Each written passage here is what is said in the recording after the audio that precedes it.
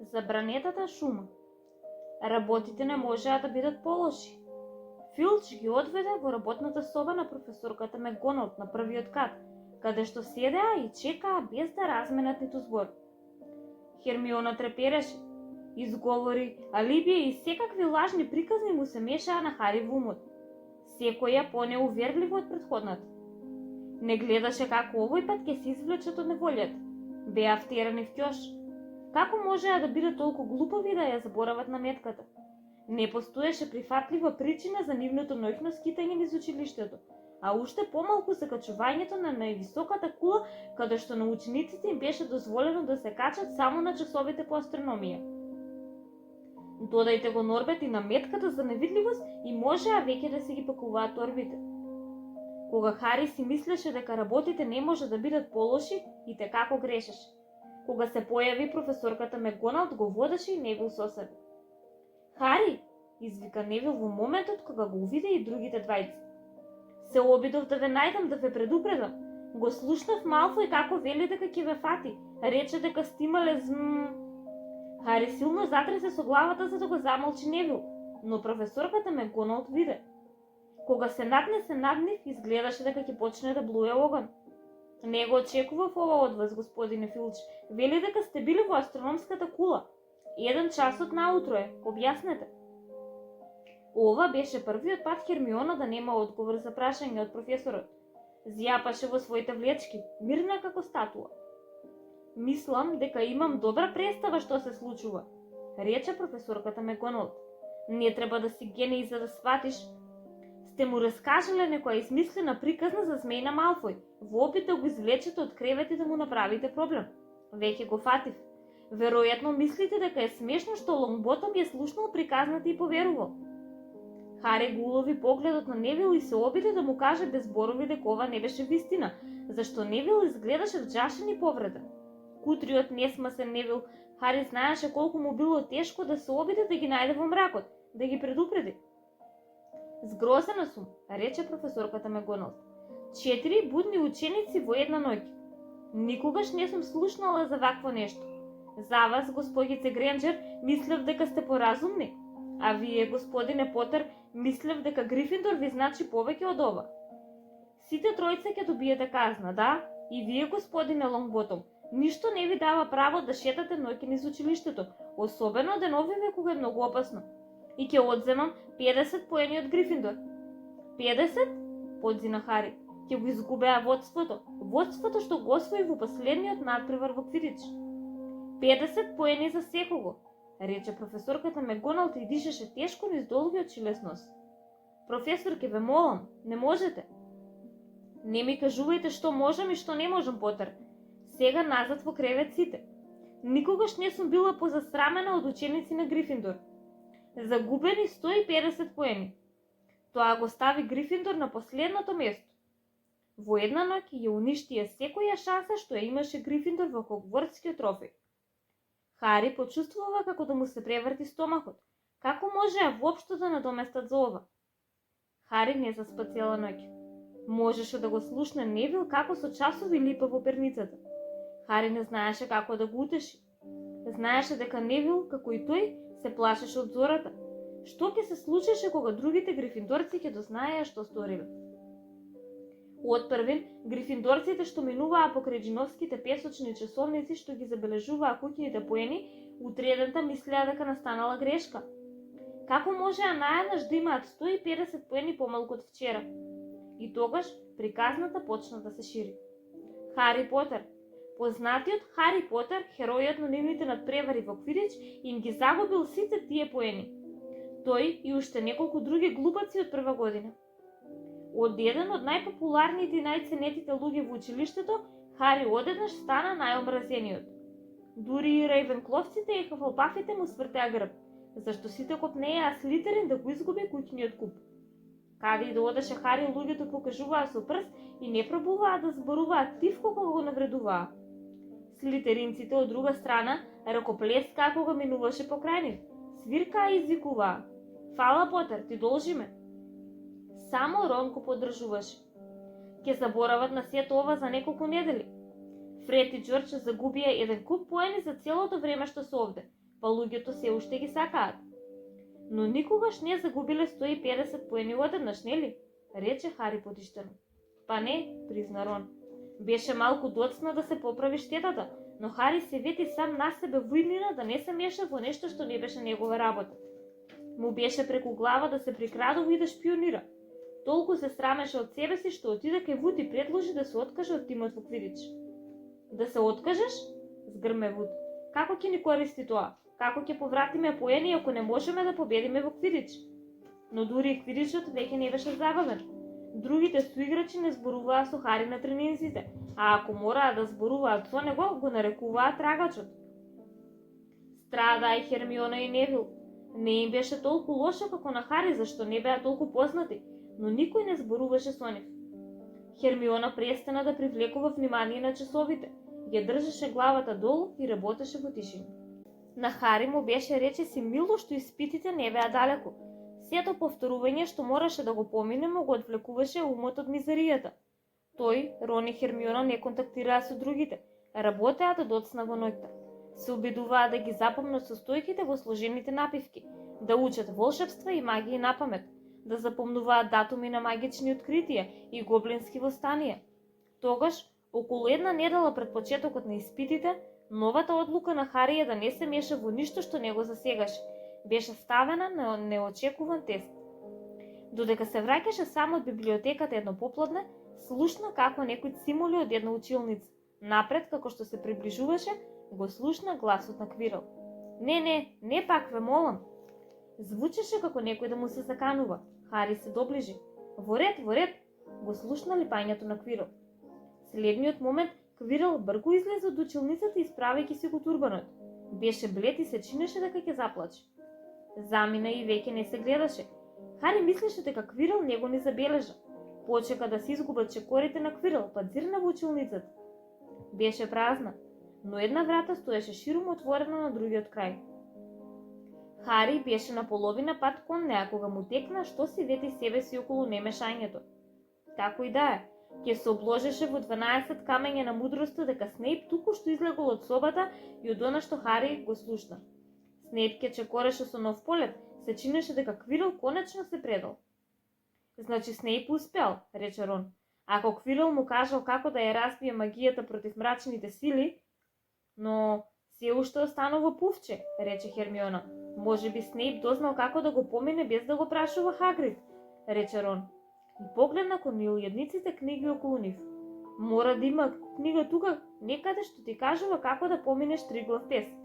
Па што ќе правиме, Хари?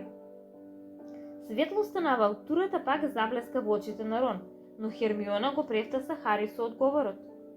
Оди кај Дамблдор, треба да го направиме многу одамна. Ако се обидеме нешто самите, сигурно ќе ни сврлат. Но немаме доказ, рече Хари. Квирл е премногу исплашен за да не поддржи.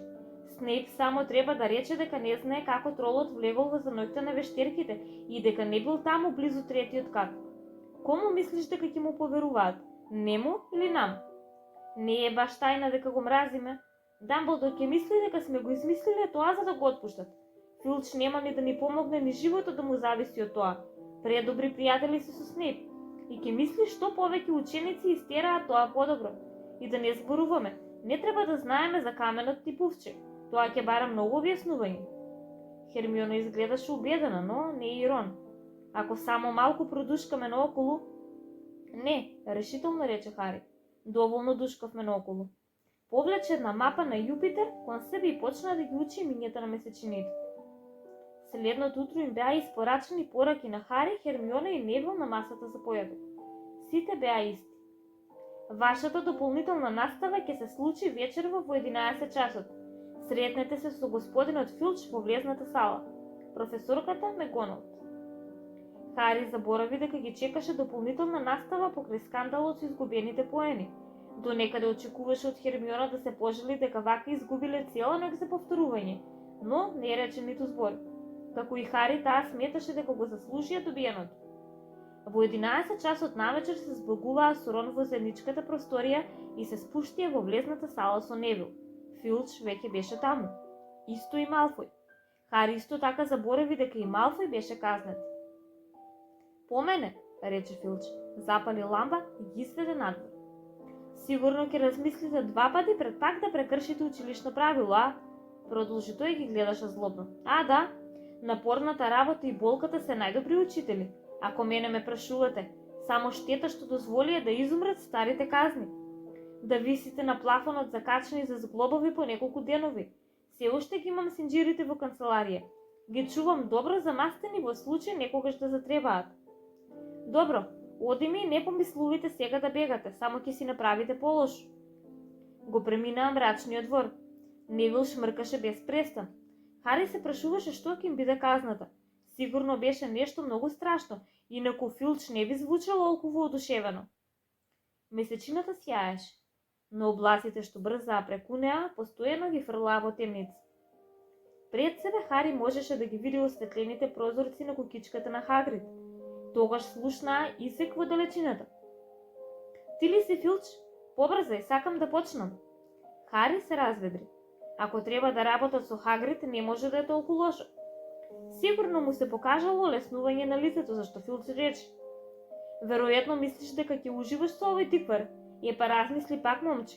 Ќе одите во шумата и не верувам дека сите ќе излезете во едно парче. На ова Невил тивко застенка и Малфој се закопа вместо. Шумата, повтори тој, и не звучеше толку смирено како обично. Не можеме да одиме таму ноќе, има секакви работи. Врколаци сум слушнал.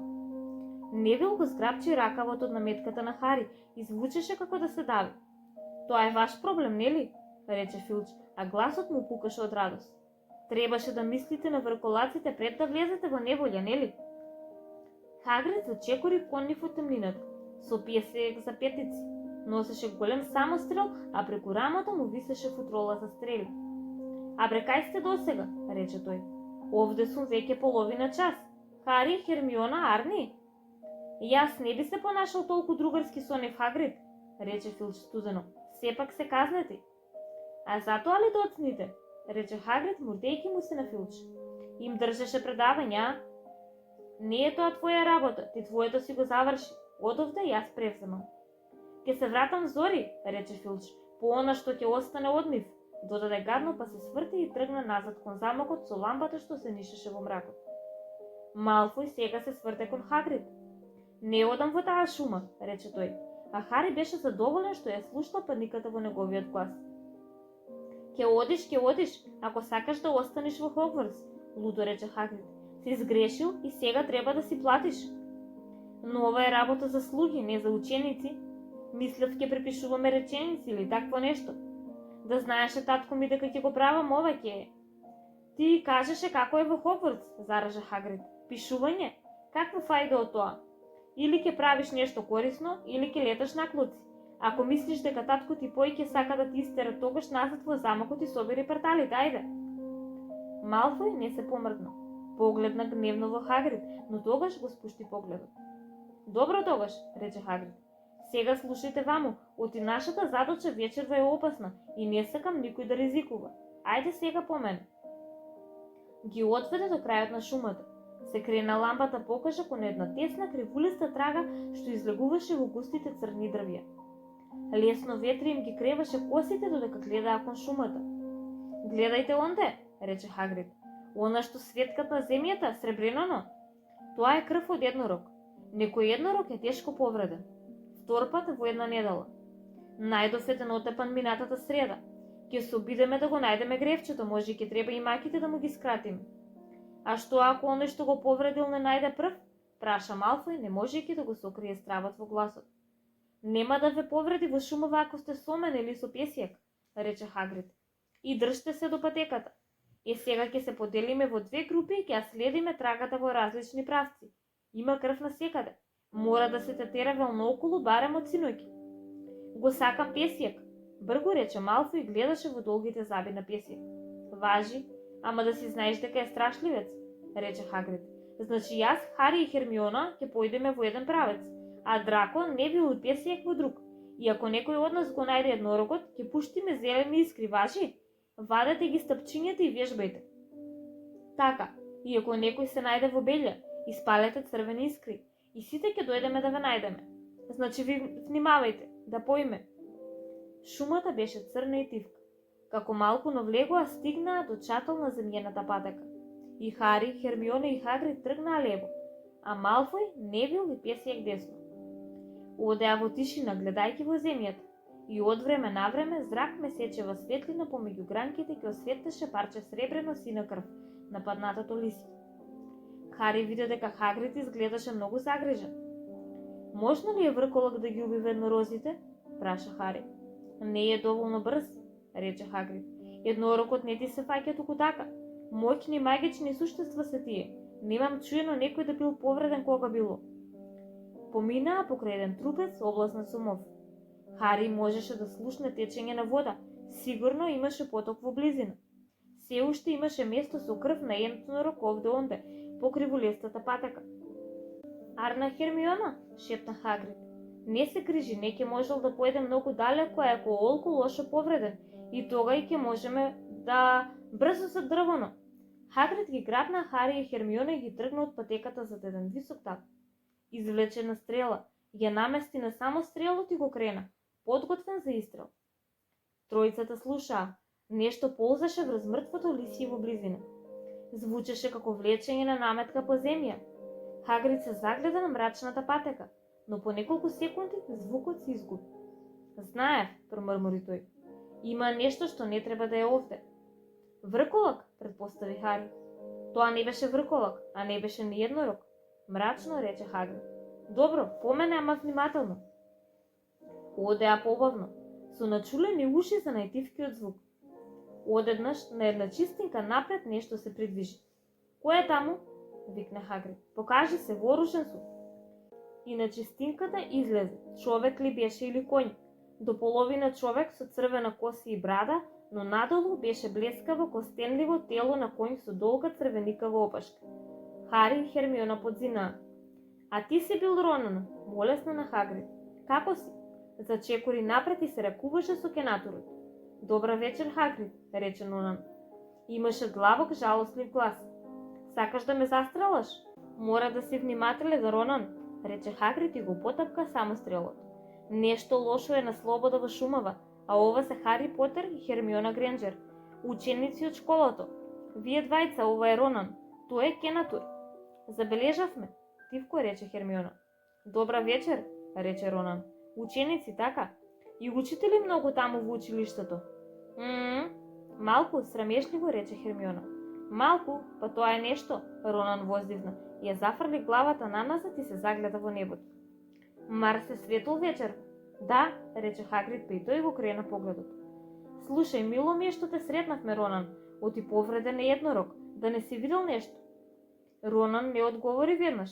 Зјапаше нагоре без трепнување, па повторно воздивна. Секогаш невините се првите жртви, рече тој. Така било со векови наназад, така и сега. Да, рече Хагрид. Ама си видел ли нешто, Ронан? Нешто необично? Марс е светол вечерва, повтори Ронан додека Хагрид го гледаше нетрепливо. Необично светол. Да, ама мислев нешто необично поблиску до дома, рече Хагрид. Па си видел ли нешто чудно? Ронан пак доцнеше со одговорот. Најпосле рече. Шумата крие многу тајни. Едно движење во дрвјата за Ронан го натера Хагрид пак да го крена лакот, но тоа беше само втор кенатор, со црна коса и тело и со подив изглед од Ронан. Здраво, Беин, рече Хагрид. Арен? Добра вечер, Хагрид. Добар си, се надевам. Се тера некако, туку чуј го прашував Ронан си видел ли нешто чудно во последно време. Повреден е еднорог, да не знаеш нешто за тоа. Беин приди и застана до Ронан. Гледаше кон небото. Марс е светол вечерва, рече едноставно. Чувме, пресече Хагрид. Во ред, ако некој од вас види нешто, кажете ми, ние појдовме. Хари и Хермиона тргнаа по него и гледаа зад себе кон Ронан и Беин, се дури двајцата не им го попречие видикот. Никогаш, нервозно рече Хагрид, не надевајте се, оти ќе добиете јасен одговор од кенатор. Шутраци замајани, не ги интересира ништо поблиску од месечината. Гима ли многу овде? Праша Хермиона. Гима. Главно се дружат меѓу себе, ама знаат и да се појават ако некој пат им се прави муавет. Ама имајте на ум, црпките не им се празни. Се нешто знаат, само што не кажуваат многу. Мислиш ли дека тоа што го слушнавме прееска беше Кенатур? Рече Хари. Зарем тоа ви звучеше како копита? Не, ако ме прашате мене, тоа беше она што ги убива еднорозите. И такво нешто немам чуено никој пат досега. Продолжија низ густите темни дрвја. Хари само нервозно погледнуваше зад себе. Го имаше тоа гадно чувство дека ги наблюдуваат. Му беше многу мило што го имаат Хагрид и неговиот самострел. Само што помина еден свијук на патеката кога Хермиона го зграпчи Хагрид за рака. Хагрид види, црвени искри, другите се во неволја. Да не сте мрднале од овдека, викна Хагрид. Останете на патеката, ќе се вратам по вас. Го слушна како крши низ грмушките. Стоеа и се гледаа меѓу себе многу исплашени и на крајот го слушнаа само шушкањето на лисијето околу нив. Не мислиш дека се повредени, нели? Шепна Хермиона. Не ми е гајле ако Малфој е повреден, но ако го фатат Невил, не сме виновни што воопшто е тука. Минутите се влечеа. Слухот како да им беше поостар од обично. Хари како да ја ловеше секоја воздичка на ветрот, секој пукот на гранка. Што се случуваше? Каде беа другите? На крајот, едногласно крцкање го најави враќањето на Хагрид. Малфој, Невил и Песијек беа со него. Хагрид вриеше од лутина. Се чинеше дека Малфој се прикрил зад Невил и го граднал на шега.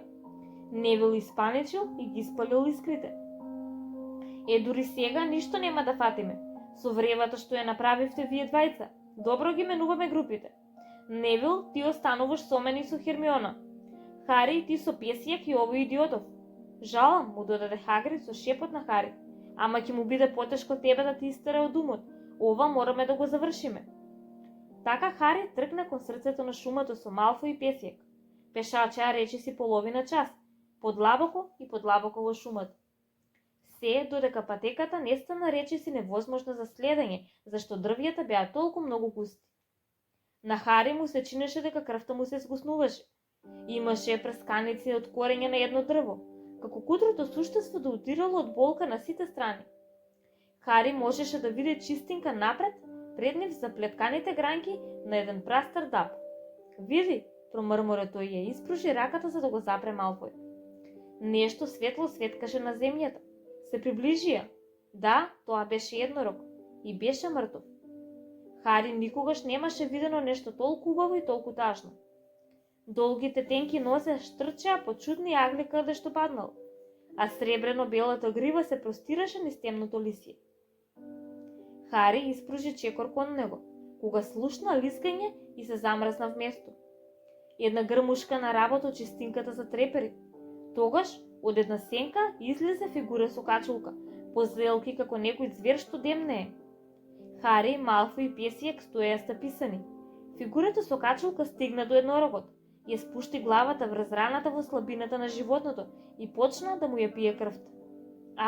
Малфој испушти страшен крик и избега. И Песијак исто така. Фигурата ја крена главата и погледна право во Хари. Однапред му капеше крвта од еднорогот. Се крена на нозе и дојде бргу кон него. Тој не можеше да мрдне од страв. Тогаш болка му ја прободе главата како што никогаш не го почувствувал. Како лузната да му гореше, полуослепен се затетерави наназад. Зад себе слушна галоп на копита и нешто го прескокна и ја нападна фигурата. Болката во главата на Хари беше толку лоша што падна на колена. Требаа 1-2 минути за да помине. Кога го крена погледот, фигурата ја немаше. Над него стоеше Кенатур, не Ронан или Беин. Овој изгледаше помладо. Имаше бело русе коса и тело на палмино. Добар си, рече Кенатурот и се исправи на Хари. Да, благодарам. Што беше тоа? Кенатурот не одговори. Имаше неверојатно сини очи како бледи сафири. Гледаше внимателно во Хари и го задржа погледот на лузната, која помодрена му се истекнуваше на челото. Ти си момчето Потер, рече тој. Подобро да се вратиш кај Хагрид. Шумата не е безбедна во ова време. Особено за тебе. Умееш да јаваш, вака ќе биде побрзо. Се викам Фиренс, додаде тој додека се спушташе на предните нозе за Хари да му се качи на грбот. Одеднаш се слушна уште галопирање. Од другата страна на чистинката Ронан и Беин излетаа од помеѓу дрвјата, а испотените бокови им се креваа и спуштаа. Фиренс, згрме Беин, што правиш? Имаш човек на грбот. Немаш ли срам? Ти си обична маска. Сваќаш ли кој е ова? Рече Фиренс. Ова е момчето Потер, што побргу ја напушти шумава, тоа подобро. Што му кажа? Заража Бейн. Запомни, Фиренс се заколнавме и се спротиставивме на небесата. Зар не прочитавме од планетите што треба да се случи? Ронан нервозно загреба со копитото по земјата. Сигурен сум дека Фиренс имал најдобра намера, рече тој со својот мрачен глас. Бейн удри со задните нозе од лутина. Најдобра намера, каква врска има тоа со нас? Ке натурите ги засега она што е прескажано. Не е наша работа да трчаме наоколу како магариња по залутени луѓе во нашата шума. Фиренс одеднаш се крена на задните нозе од лутина, па Хари мораше да му ги врати рамената за да се задржи. Не го гледаш оној еднорог? Му се развика Фиренс на Бейн. Не разбираш ли зошто е убиен? Или планетите не ти ја откриле таа тајна? И јас се спротиставувам на она што демне е во шумава. Бейн, да, со луѓе покрај мене ако морам. И Фиренс бргу се сврте, со Хари кој се држеше најдобро што можеше. Се нурнаа меѓу дрвјата и ги оставија Ронан и Бейн зад себе. Хари немаше поим што се случува. Зошто е Бейн толку луд? Праша тој. И што беше она за кое ме спаси? Фиренс забави до одање. Го предупреди Хари да ја држи главата наведната во случај на ниски гранки, но не му одговори на прашањето. Толку долго пробиваа низ дрвјата во тишина што Хари мислеше дека Фиренс не сакаше да му зборува.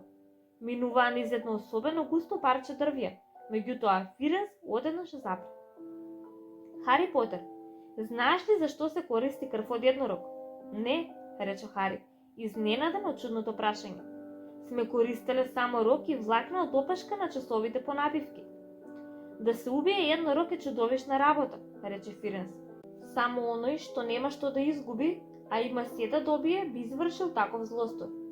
Крвта од еднорог ќе те одржи во живот, дури и да си навлакна од смртта, но по ужасна цена. Си убил нешто чисто и безпомошно само за да се спасиш себе си и понатаму може да имаш само полуживот, проколнат живот, од мигот кога крвта ќе ти ги допре усните. Хари зјапаше одзади во главата на Фиренс, источкана со сребро на месечевата светлина. Но кој би бил толку очаен, се праша гласно. Ако си проколнат за секогаш, смртта е подобра, нели? Така е, се согласи Фиренс. Освен ако не треба да остане жив доволно долго за да испиеш нешто друго. Нешто што целосно ќе ти ја поврати силата и моќта. Нешто што нема да дозволи никогаш да умреш, господине Потер. Знаете ли што е скриено во училиштето во моментот? Каменот на мудроста се разбира, еликсирот на животот, но не разбирам кој... Не можеш ли да се сетиш на никој кој би чекал многу години да се врати на власт, кој едва и преживеал и ја чекал својата шанса? Одеднаш, како железна тупаница да му го стегна срцето на Хари. Преку шушкањето на дрвјата како повторно да ги чу зборовите на Хагрид ноќта кога се запознаа. Некој викаато ти умрел. Глупости, ако мене ме прашуваш, не знам дали имало уште некоја човечко во него за да умре. Сакаш да кажеш, гракна Хари, тоа беше Волт. Хари, добар си? Хермиона трчаше кон нив по патеката, а Хагрид брефташе зад неа. Добар сум, рече Хари, но всушност едва знаеше што зборува. Еднорогот е мртов, Хагрид, на онаа чистинка она му е. Овде те напуштам, промрмори Фиренс кога Хагрид побрза да го испита еднорогот. Сега си безбеден. Хари се слизна од грбот. Со среќа, Хари Потер, рече Фиренс. Планетите и порано ги читале погрешно, дури и кенатурите. Се надевам ова е еден од тие моменти.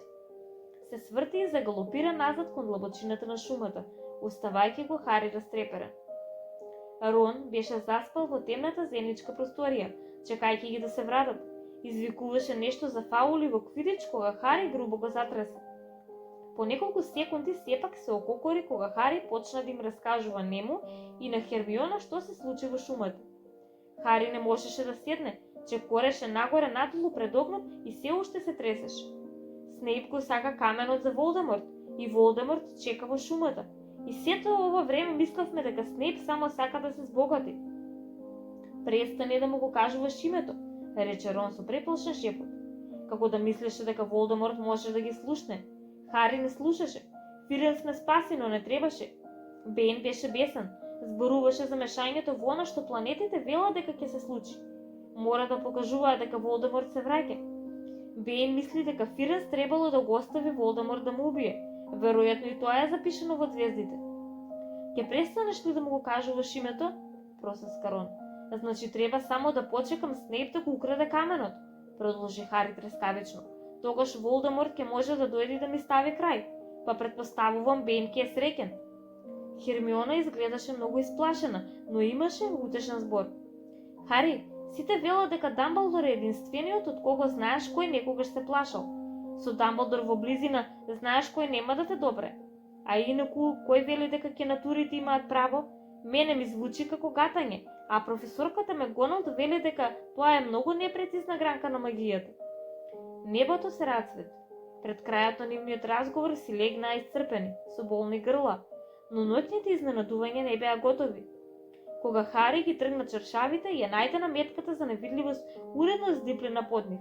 На неа имаше накачена порака, за секој случај.